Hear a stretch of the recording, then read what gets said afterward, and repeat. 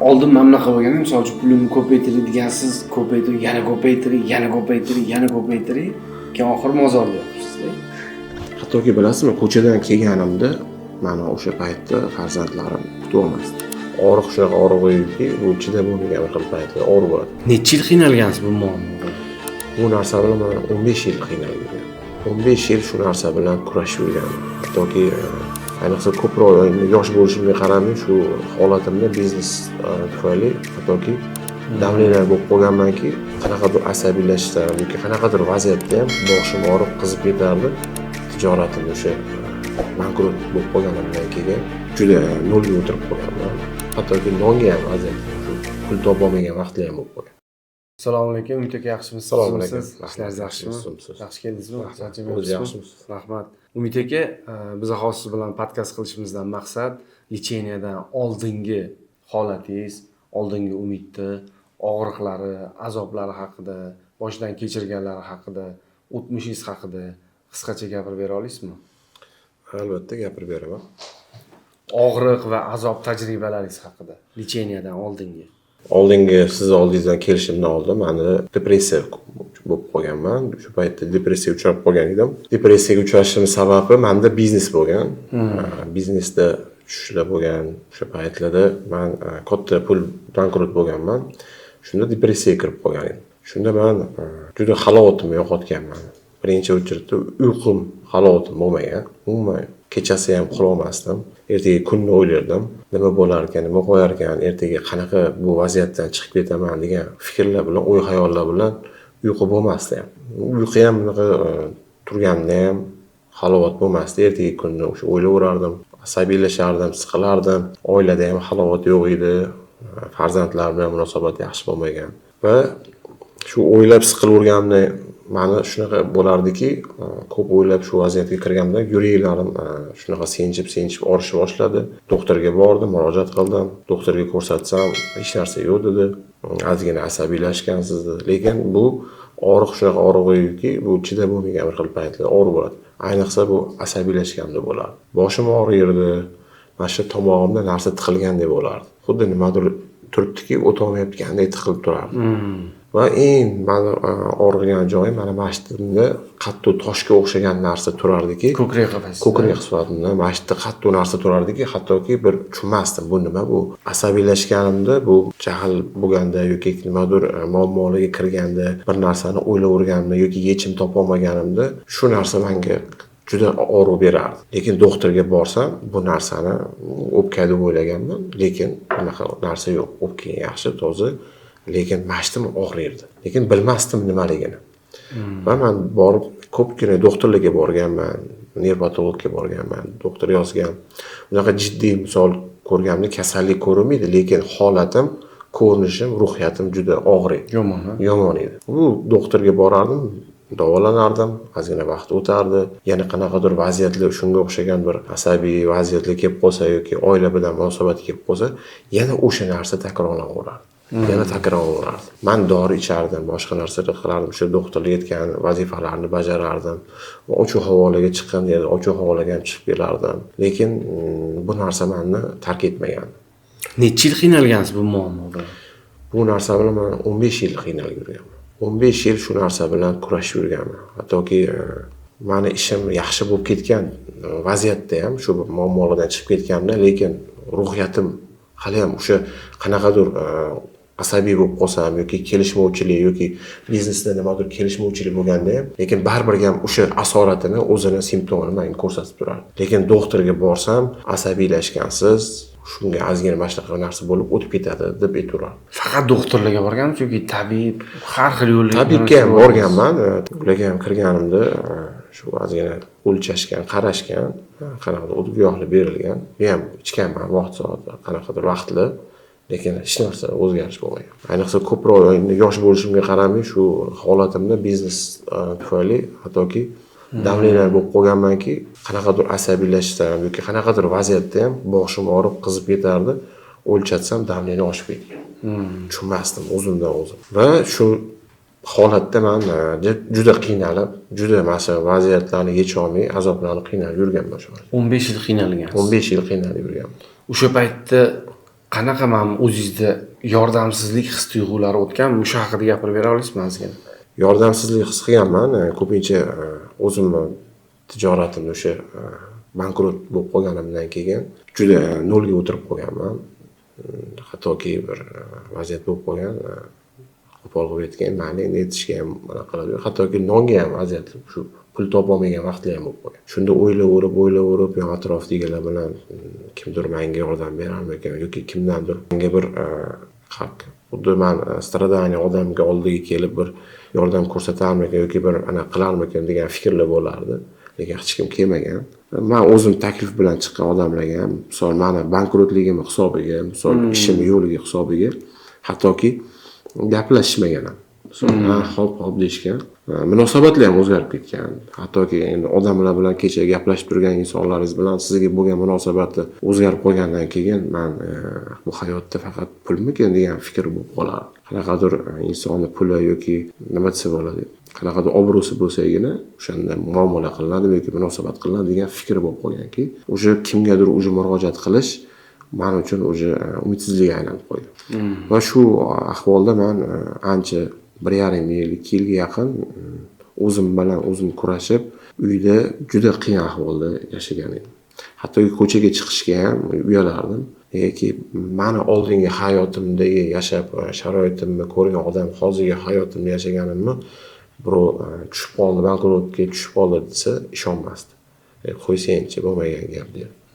Lekin haqiqatni aytsangiz, hattoki shu haqiqatda ham aytgan uyalar. Meni oldingi holatimni ko'rishligini xohlardim, lekin tushib qolgan hech narsasi yo'q holatimni hech kimga ko'rsatgim kelmasdi. O'zingizni aybdor hisoblaysiz. O'zimni aybdor hisoblardim. O'sha mana shu holatingiz yaxshi emasligiga, mazangiz bo'lmay, depressiyaga tushib, kasal bo'lib, bankrot bo'lganlaringizda o'sha paytlarda aybdorlarni qidirarmidingiz? Albatta. Tashqi muhitdan aybdor qidirardingiz. O'zimni nima kutardingiz shu aybdorlardan? O'zimni qidirganman birinchi aybdorlik va yon atrofdagi misol qarindoshlarimdan, yon atrofdagi yaqinlarimdan, oilamdan qidirganman. Umid qilganman. Nimaga bu shu vaziyatimda shu anaqa tushib qolganimda nimaga menga yordam bermaydi yoki nimaga menga misol odam qarindosh bergan emas, u meni yaqinim-ku. Nimaga shu holatimga tushdim-u, lekin yordam bermaydi degan fikrlar bo'lgan. Lekin bu aybdorliklar aslida men keyin shuni eshitishimcha bu aybdorliklar ularda emas, men o'zimda bo'lgan. Mana shu vaziyatlarda fikr hayollaringizda nimalar bo'lgan? Diqqatingiz nimaga qaratilgan bo'lgan? Shu depressiya paytlaringizda shu muammodan chiqib ketish bo'lgan. Faqatgina shu fikr hayolim ertayu kech shu muammodan qanaqa qilib qutular ekanman, qanaqa qilib chiqib ketaman, kimga borib aytaman. Lekin uchrashmagan, lekin bormagan odamlar qolmagan edi. Menda o'sha oxiri shu narsa bo'ldiki, o'sha hech kim bilan uchrashishga ham, hattoki uchrashayotganimda o'zimni muammoyimni aytishga uyalardim. Tinchlik ham yo'qoldi, xotirjamlik yo'qoldi. Ayolim bilan munosabatlarim farzandlarimga ham ta'sir qilib ketdi. Farzandlarimga ta'sir qildiki, qanaqa bir farzandim zaykana bo'lib qoldi, uzoqlanib qoldi va bitta qizim yurak siqilib, qanaqadir tushunib bo'lmas yurak siqilishiga, kasalligi chalinib qoldi. Lekin men bularni doktorga olib boraverib, ko'rsataverib, lekin ko'rsatmagan joyim qoldi. Menga bir paytda shunaqa ta'sir bo'lgan joyi borki, shu o'g'limni, farzandimni bog'chaga olib borganimda, uni ko'rib turib, juda achinib, o'zimni ichimdan yig'laganman. Ular sahnaga ko'rinishga chiqqanda, o'g'lim ko'zini pirpirillatib va o'zini so'zini aytolmagandan keyin juda yig'lab o'sha yerda ko'z yosh qilganmanki, shu narsaga men o'zim sababchiman degan. Va yana to'xtamaganman, shu narsani izlab qayerdadir bir yechimi bor, lekin olib bormagan doktorim, shu ko'rsatmagan narsam qolmagan, ichirmagan shu dorilarim qolmagan. Bu qanaqadir vaqt o'sha ta'sir qiladi, gandek bo'ladi, lekin yana o'sha holga qaytadi. O'zingiz, farzandlaringiz va oilangizdagi muammoga shifo qidirib, qaysi yo'llarda nimalar qilib ko'rdingiz? Necha yil vaqt o'tdi? O'sha paytlarda men doktorga borganman. Holatimiz bo'yicha ruhiyatimizni psixologga ham uchraganman, tabibga ham borib kelganmiz biz. Va farzandlarimni ham olib borganman. Farzandlarimni shu bitta ruhiyat banisasi bor ekan, doktor bor ekan, oxiri shunga aytishdi, menga shuni borsang, ko'rsatsang, farzandingni shu sabab bo'ladi oxiri deganda, shu farzandimni duduqlanish uchun bo'layotgan holatini olib borib ko'rsatganimda ham baribir ham oila muhitiga kelib taqadi u gap. Chunki baribir gaplashganda oila muhit to'g'irlamasang, bu farzanding men hozir doribor ichirgan taqdiringda ham qanaqadir vaqt yaxshi bo'ladi va shu sarlar sharoitda bu er-xotin munosabat yaxshi bo'lmagandan keyin yana shu qaytalanib qoladi degan fikr aytgan. Doktor aytgan. Keyin nimalar qildingizmi oila muhit tuzatish uchun? Harakat qildingizmi? O'xshadimi, o'xshamadimi? Nimalar qildingiz? Ayolim psixologlarga bordi. Shu vaziyatda keyin shu doktor izlab yurgan paytimizda ayolimni onalari, qaynonam ayolimga bir necha marta aytgan ekanlar, keyin men eshitib qolganman. Shunaqa doktor bor, Xayrli Kasimov degan odam bor ekan. Shuni agar oldiga borib ko'ringlar, xudodan Alloh shifo bersa hech narsa, lekin ko'p odamlar natija olayotgan ekan shu insonda deb aytishdi. Keyin men bir ikki aytgandim, unaqa ahamiyat bermagandim. Endi farzandimni og'irlashganini ko'rganim sabab va unga keyin oxir qaror qildim, mayli bir olib borib ko'raychi deb. Chunki hamma joyga olib borib ko'rgan edim men. O'sha natija bo'lmagandan keyin yana bir borsam, yana boraman. Xuddi oldinga olib borganimdan keyin yana kelib shu ahvol bo'lavergandan qiynamay qolib dedim. Keyin meni tavakkal qilib yana olib bordim. Sizga keyin farzandlarimni ko'rdingiz, suhbat o'tkazdik. Menga bitta narsa bo'ldiki, farzandlarim suhbatdan keyin shu lecheniya belgilaganingizdan keyin, lecheniyadan keyin birinchi lecheniyani o'zi farzandlarimda qanaqadir o'zi gapirib berdi. O'zi qanaqadir o'zgarish sezdi. His-tuyg'ularida va o'sha so'zlash, gaplashishlarda ham qanaqadir o'zgarish sekin-sekin sezilish boshladi. Keyingi lecheniyamizga kelganimizda o'sha yaxshi tomonga yana o'zgarish boshladi. O'sha 3-seanslarda o'sha bu narsani batamom bu narsadan qutuldi farzandlar. Boshida men endi siz bilan kelib shu farzandlarni oldin suhbat qilganimda, oldingizga kirib chiqqanimda, endi qanaqa davolaysizlar deganimda, o'sha oldingizga kelganimda menga tushuntirdi, shu metodika bo'yicha davolaymiz.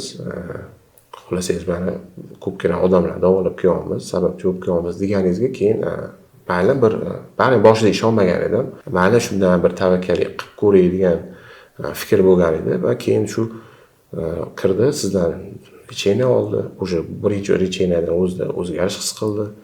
Keyingi lecheniya kelganda o'sha plus tomonga o'zgarib ketdi va o'sha 3-lecheniya kelganda batamom bu narsadan qutuldi. Men xursand bo'lganim farzandimni oldingi holatda ko'rmaganim menga juda xursand bo'ldi. Xursandchilik berdi. Va keyin shu narsadan keyin mana ayolimda ham shu endi oila munosabatimiz yaxshi emas edi. Chunki bizneslarimda juda tushli bo'lgandan keyin, asabiy bo'lgandan keyin bu narsani bari oilaga, muhitga ta'sir qiladi. Ayolim bilan kelishmovchilik juda ko'p bo'lgan. U ham shu mazasi bo'lmagani uchun sizni oldingizga olib keltirib, sizdan davolatgim keldi va chunki ko'ryapmanki, hamma joyga borib, men o'sha natija ololmay charchagan edimda. Oxir bu natijani ko'rib, men mo'jiza deb o'yladim. U qanaqasiga bu mumkin ekan, men bunaqa yo'l bor ekanmi degan fikr, bu yengillik degan fikr uyg'ongan. Va ayolim keldi. Ayolimda ham o'zgarishlar his qildim. Menga bo'lgan munosabatida, o'zini tutishida va o'zini ishonchini his qilib borganda, o'sha ayolimni ko'rdimki, o'sha men ham davolanishim kerak degan fikr keldi. Va keyin yana men sizga murojaat qilib va sizdan lecheniya olib, tuzalib, oldingi meni hayotimdagi aybdorliklarim, qo'rquvlarimdan siz sabab kuchli depressiyadan, men oldingi qo'rquvlarim, aybdorliklarim, bankrotlarimdan, oldingi qo'rquvlarimdan va yomon negativ fikrlarimdan sizni lecheniyangizdan keyin bu narsadan men qutuldim. O'sha depressiyada yurgan paytlaringizda jismonan qanaqa og'riqlarni his qilardingiz? Depressiya yurganimda ko'proq aybdorlik his qilardim. O'zimni kerak emas his qilardim. Yon atrofdagilarni menga bo'lgan oldingi meni yaxshi yurgan holatimga munosabatim bilan o'sha bankrotga uchrab qolgan munosabatdagi vaziyatlar menga juda ta'sir qilgan. Menda yo'q bo'lgan, o'sha yo'qotganimda o'sha insonlar menga bo'lgan munosabati o'sha qo'pol bo'lgandan keyin men aybdorlik his qilishni boshlaganman. Keyin kerak emas ekanman deb o'zimga shunaqa xulosaga kelganmanki, o'sha kerak emas ekanman hech kimga. Faqat meni oldingi holatim pulim bo'lsagina, qanaqadir pulim bo'lgandagina men kerak bo'lar ekan. Pulsiz bo'lganimda men hech kimga kerak emas ekanman. Xuddi shunaqa munosabatda ham shunaqa bo'lgan. Ko'chadagi, yon atrofdagi, hattoki bir yaqinlarimda ham bu narsa bo'lgan. O'sha paytda mana depressiyada yurgan paytingizda, bankrotlikda yurgan paytingizda boshingizda qanaqa fikrlar bilan to'lgan bo'lgan? Miyangiz, aqlingiz, fikrlaringiz, qalbingiz qanaqa his-tuyg'ular bilan to'lgan bo'lgan? Fikrim faqat shu o'ylardimki, shu vaziyatdan qanaqa chiqib ketsam ekan. Qanaqa yo'l bor ekan, men chiqib ketsam ekan. Chunki boshqa joydan umid qolmadi. Shu ertaga kech shuni o'ylardim. Uxlasam ham, tursam ham, hattoki tezroq kun o'tsin, tez qorong'i tushsin, shunaqa kun sanashga o'tib qolgan edim. Juda men uchun juda og'ir edi bu. O'sha eslagan vaqtlarimda juda og'riyman. Chunki u vaziyatlardan chiqib ketish o'zi faqat Allohga yordam so'rash kerak edi. Bu Allohdan umid bir mo'jiza kerak bo'ladi. Chunki men bormagan, iltimos qilmagan teshigim qolmagan edi. Va bu menga juda og'ir botgan edi. Ertaga kech shu o'zimni ayblayverardim. Holatimni o'zimni kerak emas his qilardim va umidsizlik his qilardim. O'shanda mana bo'lay konkretni gapirib bera olasizmi? Qanaqa holatingiz bo'lgan? Holat nima? Uxlay olmas edingiz, ertalab turganingizdan boshingiz og'ridi, qalbingiz siqilardi, kuni bo'yicha nima ish qilishni bilmas edingiz. Ko'chaga chiqib kelasiz, asabiy, oilaga baqirgan, ayolga baqirgan, bolalarga baqirgan, bo'lay konkretni gapirib bering. Men oldingi holatimda farzandlarim, oilam bilan kelisha olmay qolganman, munosabat. Misol, ayolim bilan ko'p janjal bo'lib turardi. Gaplarimiz to'g'ri kelmay qolgan. Bu narsa deyarli har kuni desa ham bo'ladi. Har vaqt shu uyda bo'lganda, nimadir vaziyat kelganda, shu ayolimga men o'zimni yomon fikrlarimni aytardim. Bu narsa farzandlarim ko'rib turardi. Urush janjal, hattoki qo'l ko'tarishgacha shunaqa vaziyatlar bo'lgan. Bu farzandlarim juda ta'sir qilgan. Shunaqa bir qo'rquvlarga tushib qolganki, hattoki bilasizmi, ko'chadan kelganimda mana o'sha paytda farzandlarim kutib olmasdi. Men kelganimda farzandlarim adam keldi deb xonasigacha kirib ketib qolgan. Xonalarga xuddi o'zini uxlayotganga olib solgan. Nima, qo'rqib kirib ketadi? Qo'rqardi. Hozir kelib adam meni urishadi, yoki mendan hozir nimadir ayb topadi yoki nimadir hozir menga deb aytadi, deb farzandlarni qo'rqib kirib ketadi. Hattoki ayolim ham munosabatdan bildirgisi kelmasdi. O'zini charchagan qilib turib, uyga kirib, uxlashga kirib ketadi. Shunda men o'zim juda yolg'iz qilardim. O'zim yolg'iz qilardim. Nimaga unaqa bo'lyapti, hattoki farzandlarim, ayolim bilan. To'g'ri, lekin munosabatimni bunchalik bo'lib ketishiga men hech ham o'ylamagan edim. Va farzandlarim ham bunaqa mendan juda o'zini olib qochishiga yoki yomon ko'rib ketishiga bunaqa bo'lib ketadi deb o'ylamagan. Bu holat faqat bankrot bo'lganingizdami yoki pul topganingizda ham takrorlanaveramidi? Shu bankrotlikdan chiqib ketganingizda ham takrorlanaveramidi bu holat? Lecheniyadan oldin?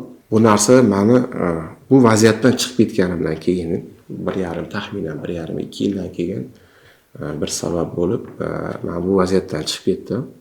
Alloh bir sabab yo'lni ko'rsatdi, chiqib ketdim va ishlab yurgan jarayonimda ham hayotimda qanaqadir kelishmovchilik bo'lsa, ko'chada kimlar begona odam yoki ishda yuzasidan kelishmovchilik bo'lgan taqdirda ham yoki ishdan nimadir ishchilar noto'g'ri ish qilib bo'lgan taqdirda ham u yoqdagi atmosferani uyga olib keladi. Va ayolim bilan xuddi shu narsa takrorlanardi yana.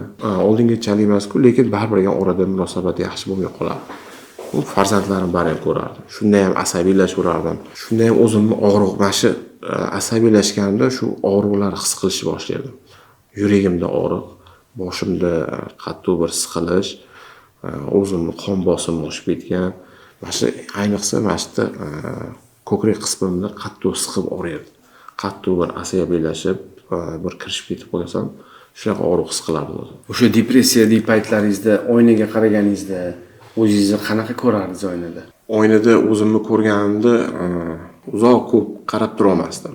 O'zimni qanaqadir yomon ko'rib ketardim. Bu holatga tushishimga o'zim ham sababchiman deb nafratlanib ketib qolardim. Shunaqa vaziyatlarga o'zingizdan, o'zimni yoqtirmay qolganman. O'zimni ko'rinishimni, yurishimni, yuz chehralarimni ham yoqtirmay qolgan vaziyatlarim ham bo'lgan.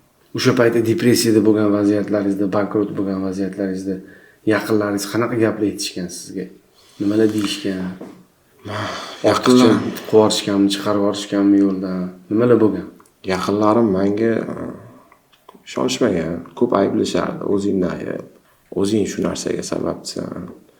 Menga maslahat, men bitta narsani tushundimki, menga maslahat, meni tijoratimda maslahat beradigan odam bo'lmagan. Meni shu yo'nalishimda, men qoqilib tushishimda yoki o'sha men qilayotgan biznesimda men ustoz topa olmaganman.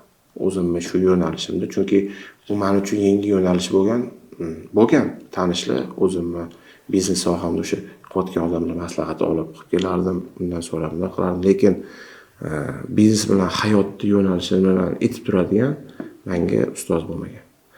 Va mana shu bankrot paytimda meni ko'plar ayblashgan, o'zi bu sindi, bu oyoqqa tura olmaydi, umidsizlik bo'lgan, ko'p qo'pol gaplar eshitganman. Orqadan o'zi aybdor, har bitta mamlaqa oldin mamlaqa yurardi, kelib yurardi, hozir mamlaqa degan fikrlar ham bo'lgan. Yon atrofdagi oshxonalardan ham oldingi uzilishlar bo'lgan, oldingi munosabatlar yo'q, gaplashishlar yo'q, orqadan har xil gap so'zlar singan, tura olmaydi.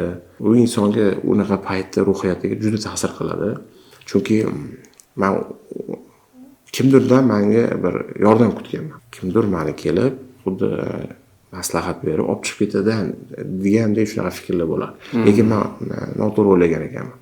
U paytda qaytanga teskarisi bo'lib ketgan. Yon atrofdagilarning fikri meni battar pastga tushishga harakat qilgan. Itarib tashlashga. Mana o'zi xuddi keyin oxiri men o'zim sort odam deydi. Ha, o'zi men kerak emas, o'zimni kerak emas hisoblagan. Bilasizmi, mana shunaqa narsa bor ekanki, hayotda baribir ham ustoz kerak ekan. Qanaqa vaziyat bo'lmasin, chunki bosib o'tgan hayotida, o'zi bosib o'tgan, ko'rib o'tgan hayotida maslahat bera oladigan ustoz kerak ekan. Chunki men o'sha yo'nalishda yurganimda, to'g'ri, biznes sohasida ham, hayotda yurishda ham baribir ham ustoz kerak bo'lar.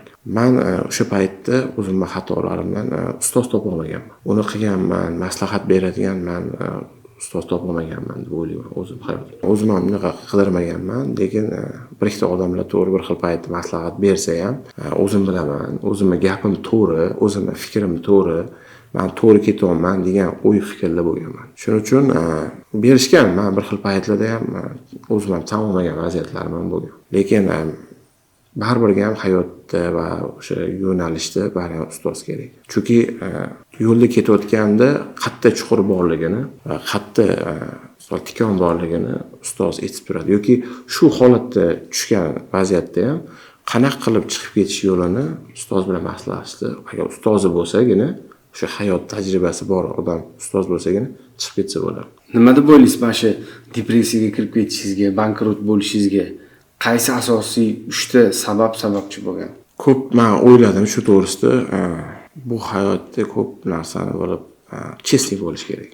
Aldash kerak emas ekan. Chunki insonni hayotda, biznesda eng sindiradigan narsa yolg'on. Va shu narsasida bir ayollar bilan munosabat.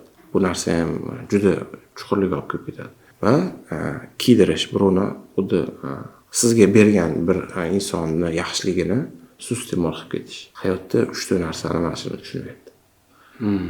Necha marta yiqildingiz? Necha marta depressiyaga tushdingiz? Endi yiqilishlar ko'p bo'lgan, tez turishlar, lekin 2 marta men juda uzoqroq bir muddatli bo'lgan yiqilish. Hatto yiqilganimda ham men shu narsani bilganmanki, baribir ham chiqib ketish yo'lini qidirganman.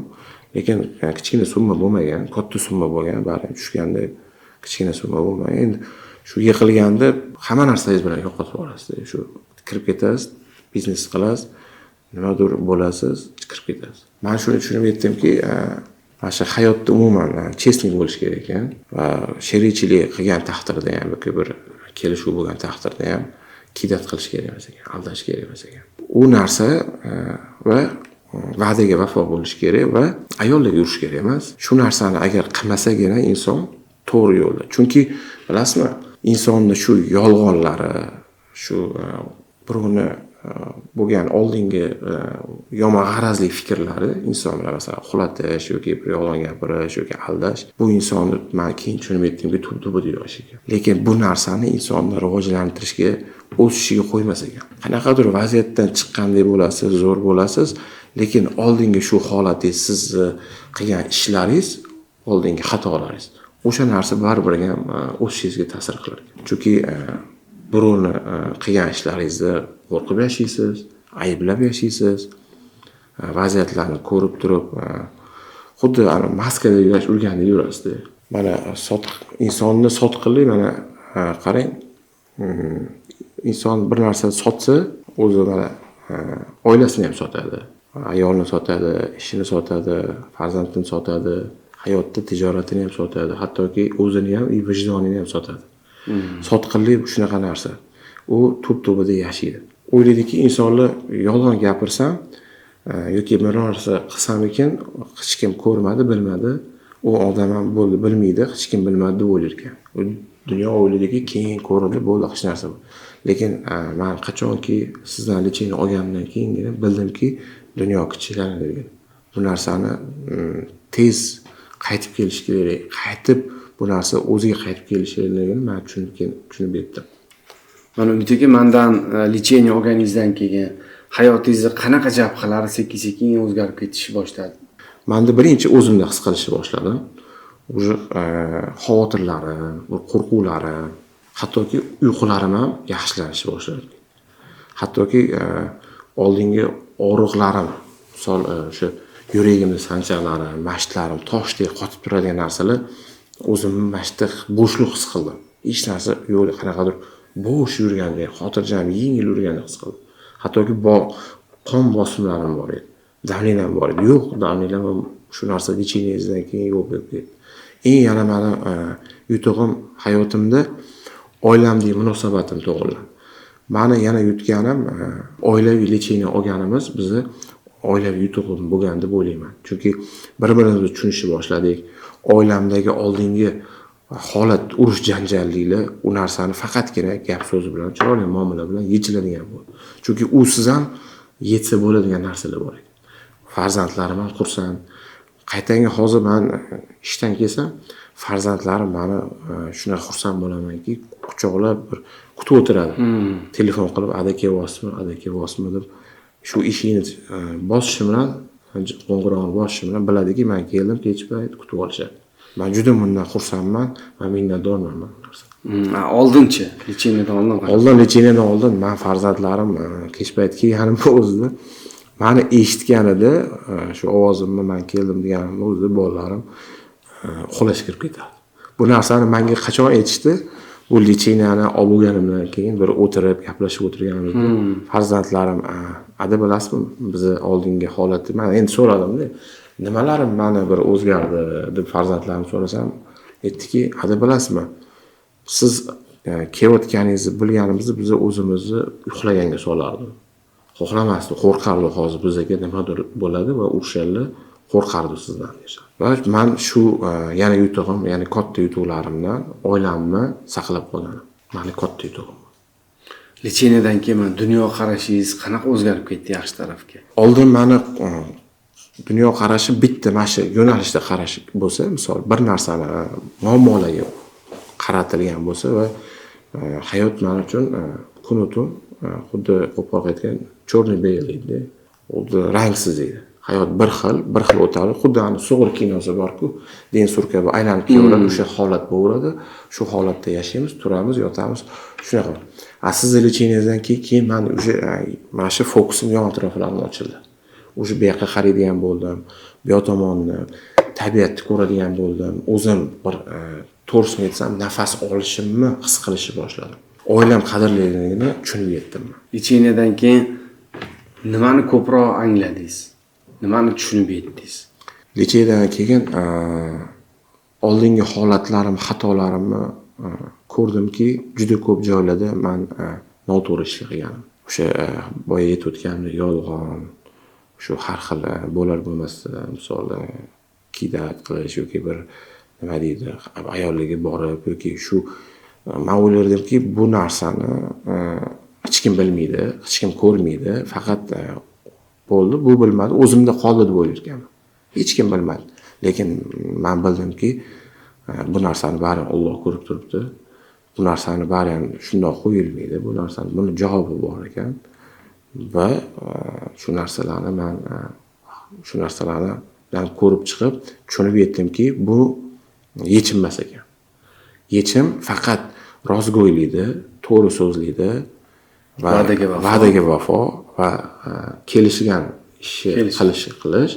Shunda men inson qachon xotirjam his qilar ekan, hech kimdan o'zini va'dasiga vafo, o'zini ishini qilib qo'ygan, qo'rquv bo'lmaydi. Chunki aybdorlik ham his qilmaydi va o'zini hech kimdan kerak emas his qilmaydi. O'zini qalbini xotirjam bo'lgangina inson o'shanda hayoti ham yaxshi, farovon bo'lar ekan. Inson xotirjam his qilgandan keyingina o'sha tijoratida ham, o'zini yurish shu tijoratini kengaytirishda ham, o'stirishda ham, chunki xotirjam bo'lsagina inson keyingi narsani o'ylar ekan. Xotirjam bo'lmagan inson buni qilishim kerak deb ham bir o'ylaydi, buni bir o'sishi, rivojlanishi o'ylamas ekan. Qachon o'ylaydiki, xotirjam his qilish, ya'ni men sizni lecheniyangizdan keyin buni xotirjam his qilishni boshladim. Va keyin meni ko'zlarim o'sha katta formatda ochishi va gullarni, masalan, tabiatda rang ko'rishni boshladim. Shundagina bildimki, bunaqa hayot ham bor ekan-da, bu men yashayotgan hayot, men juda azob hayotda yashagan ekanman deb men o'zimni juda xursand bo'lib minnatdor bo'lganman. Agar lecheniya olmaganingizda shunaqa narsalarni bilgan, tushungan bo'larmidingiz, oilani qadri, hayotni qadrini? Yo'q, men lecheniya olmaganimda men bilmadim, meni hayotim qanaqa bir og'ir ahvolda o'tardi. Men o'zim o'ylaymanki, qanaqadir o'sha kasallikligi, o'sha meni simptomlar sezilib o'tdi. Doktorlar o'sha endi ochuvdan ochuv etmasdi. Men sezardimki, shunaqa og'riqlar his qilgan sari insonda masalan yurak infarkt bo'lishi mumkin, ishemik kasalliklari, ishemik bo'lishi mumkin yoki insult, boshda shu qon yaxshi aylanmasa, chunki boshim og'riydi, yuragim og'riydi, tanam terlaydi, zirqiraydi. Shunaqa qaltirdim, shunaqa vaziyatlar bo'lganki, shunaqa qaltiroq his qilardim. Даже hattoki tanamda muzdek terlar chiqib ketishi boshladi. Bu narsani men kimga aytaman? Doktorga borib aytsam, doktor tekshirib meni analiz qilib chiqqanda ham puldi hech narsa yo'q. Prosta siz asabiylashgansiz, xotirjamligingiz yo'q deb dori xotirjamlik uchun bir uspokoyительный dorilar yozib berardi bu. Lekin meni ichimdagi muammoni, lekin u narsani hal qilaman. Mana hozir lecheniyadan keyin hayotning ma'nosi qanaqa? Siz uchun lecheniyadan oldin hayotning ma'nosi qanaqa edi? Lecheniyadan oldin meni hayot ma'nosi juda qorong'u edi. Chunki men qarang, mana bunaqa narsa bo'lardiki, men oldingi videoni ko'ra olmasdim. Lekin umid, maqsadlarim bor, niyatlarim bor, qanaqadir kelajakka qaragan oldingi holatimni umidlarim turadi, lekin qanaqa qilib borish kerakligini men bila olmasdim. Lekin boraman desam, meni holatlarim, o'sha aybdorliklarim, o'sha qo'rquvlarim, oldingi bosmoqchi bo'lgan xatolarimni meni yo'l qo'ymasdi. Kimlardir oldida o'zimni ayblardim, kimlardir o'zim oldida kerak emas qilardim.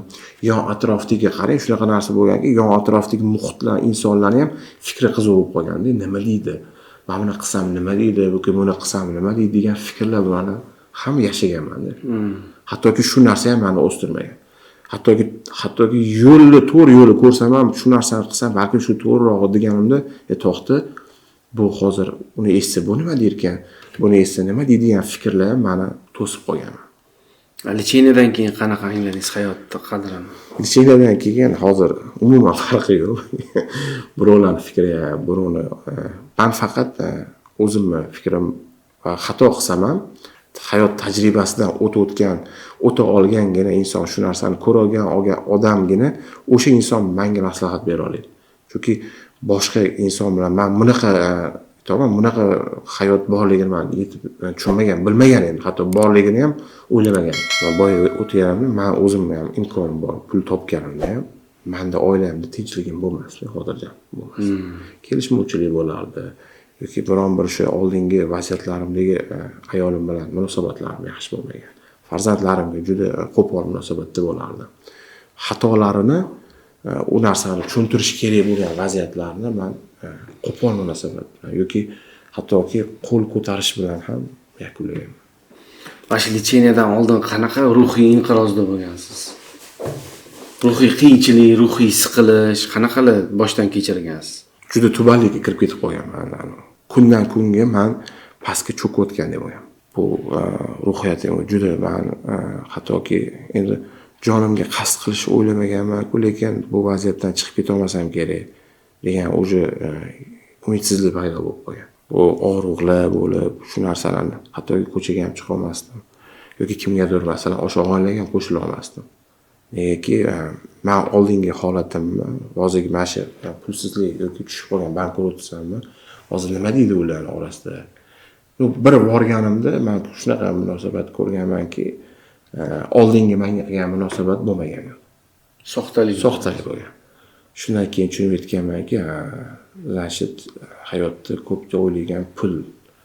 Rashid meni pulim yo'qligi uchun menda hozir shunaqa vaziyat ketyapti va shu narsani men ko'p ayblaganman. Va imkon qadar bormasdim. Qachonki pulim bo'lsagina, imkonim bo'lsagina boraman. O'zim ham tashqaridan bir eshitganman, shu pulsiz qolib ketganini, meni har xil fikrlar bilan aytishganini.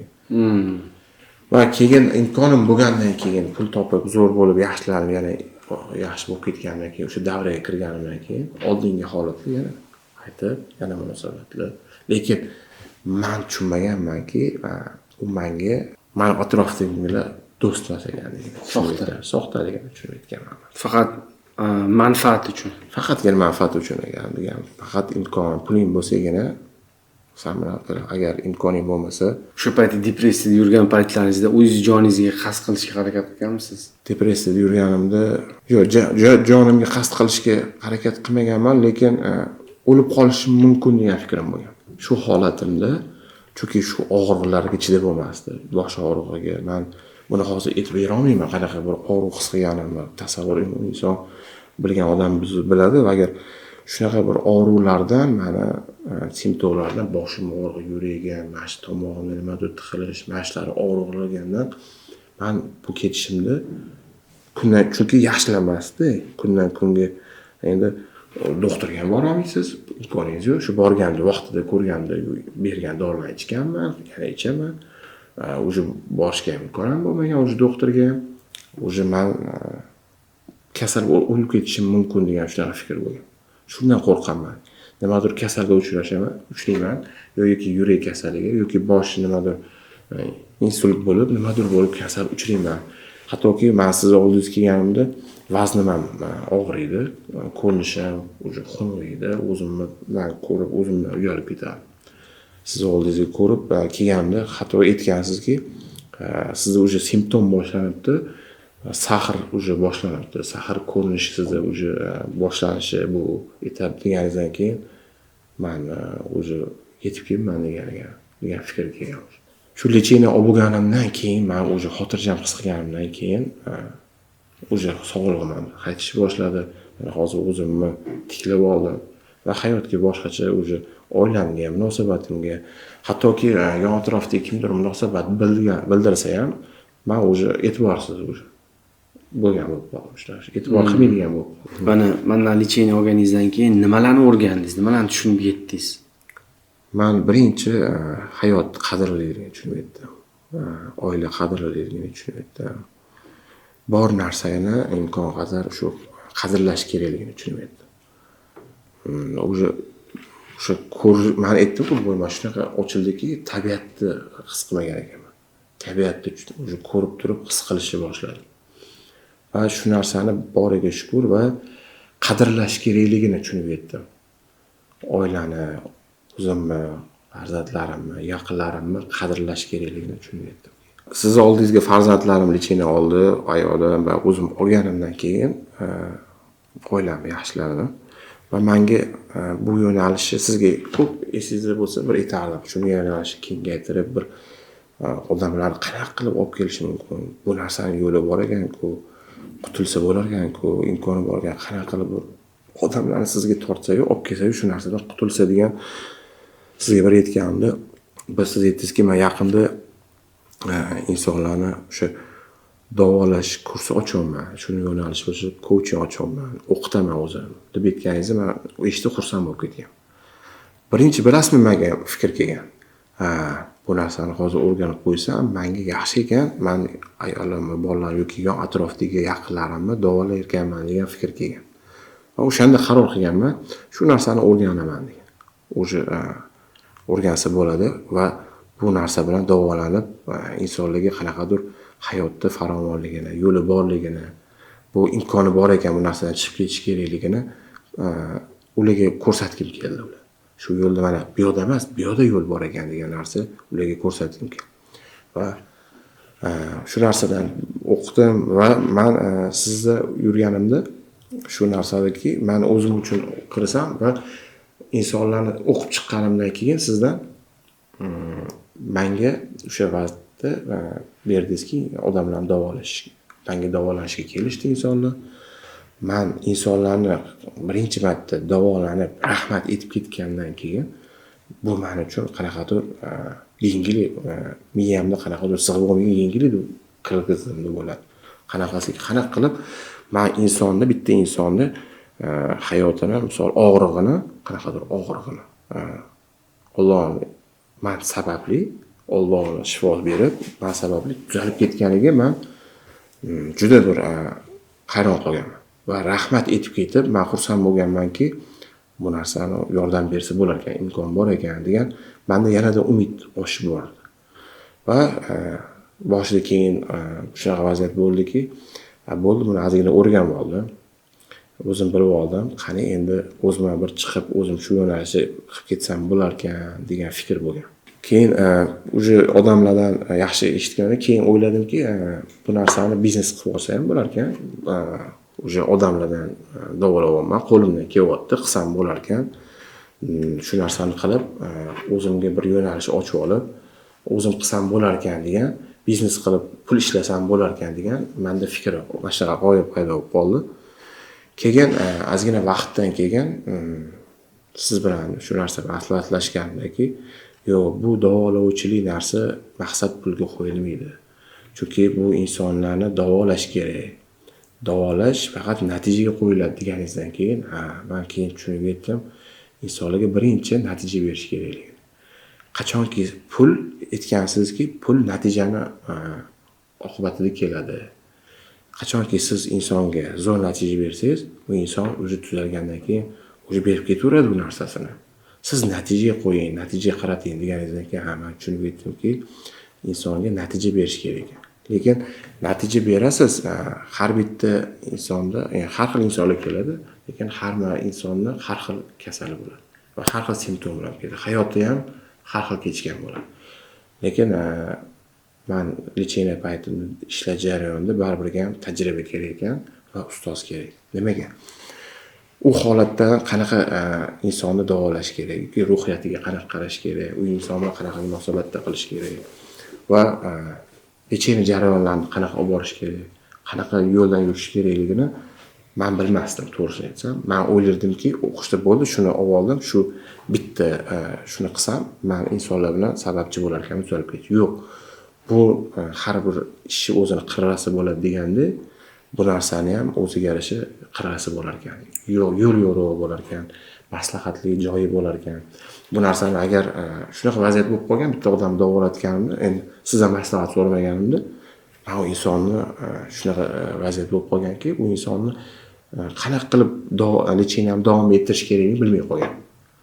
Siz degan kelib maslahat so'ragandan keyin siz mana vaziyatimni o'rganib chiqib, siz aytgansizki, mana shu vaziyatdan ko'ring, mana gaplashib, mana shu vaziyatni to'g'rilab, mana shu yerdan ko'ring deganingizdan keyin, men qilganimdan, shu aytganingizni qilganimdan keyin u insonda o'zi natija bo'lib ketdi. Shuning uchun men o'ylayman, meni yutug'im pul deb, shu biznes qilib olaman deb chiqib ketmaganim meni yutug'im bo'lgan ekan. Men o'sha paytda davolatgan paytimda ko'pchilik davolash 30 ta 40 ta kelib davolagandan keyin o'zi men qo'limdan kelyapti, o'zi bilar ekanman. O'zi menga ustoz ham kerak emas. Men o'zi bo'ldi bu narsani o'zi tushundim. Yulduzli kasal. O'zi men shu yo'nalishga ketaman, bo'ldi, pulni ishlayman, shu narsada pul qilaman degan o'zi fikri bo'lgan. Bu eng meni katta xatoim bo'lardi. Qachonki agar men maslahat olmaganimda, chiqib ketganimda, meni katta bir xatoim, hayotimda juda katta xato bo'lgan bo'lardi. Xatoki mana shu o'sha o'zim bilaman deganman, o'zi karvonga chiqib, qilib, sekin yo'l yo'rog'imni topdim, bo'ldi. Boshqa joyda qilib, shu narsani qilib, bo'ldi, ustozdan bo'ldi, o'rgandim, pulini berdim. Bu bo'ldi degan paytimda ham yon atrofdagilar ham, to'g'ri chiqib ketish kerak, nima o'tirasanmi? Bu maslahat nima qilasan? Bo'ldi, to'g'ri aytsan. Bilimingni olding, hammasini pulini to'lading. Bo'ldi, qilib o'zing qo'l o'xshab ketyapti, o'xshaveradi degan fikrlar ham. Mana endi hozir lecheniyalar oldingiz mendan nechadir yil oldin va o'zingiz shogird bo'ldingiz, nechtadir odamni lecheniya qildingiz. Mana endi hozir qanaqa bilimlarga egasiz va hayotda qanaqa insonga aylandingiz? Oldin mana biznesim bankrotga tushib qolganimda pulim bo'lmasa hech narsa qila olmasdim. Hech narsa biron bir ishimni, biznesimni yoki biron bir to'g'risi umuman o'ylash mumkin emas. Lekin bu hozirgi qilayotgan sohamizda, siz bilgan bilimingizda, lekin bu sohani xohlagan joyimda, xohlagan davlatimda qila olaman.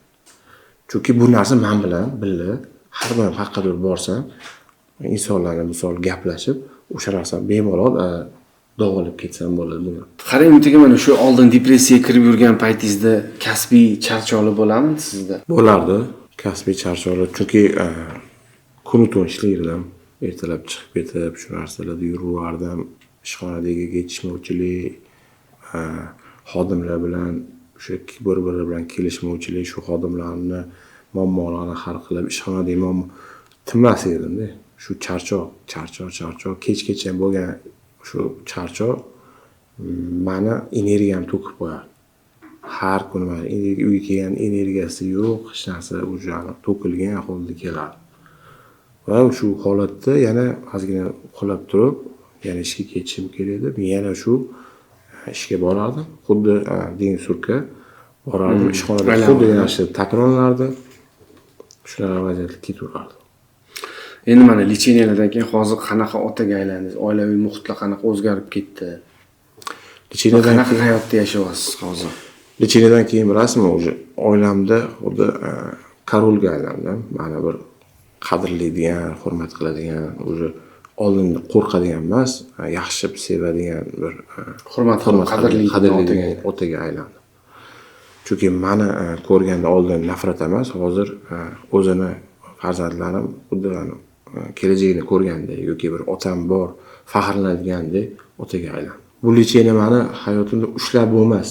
Nafaqat meni, oilamni, farzandlarimni ham umid orzularimni erishishga sababchi bo'ldi.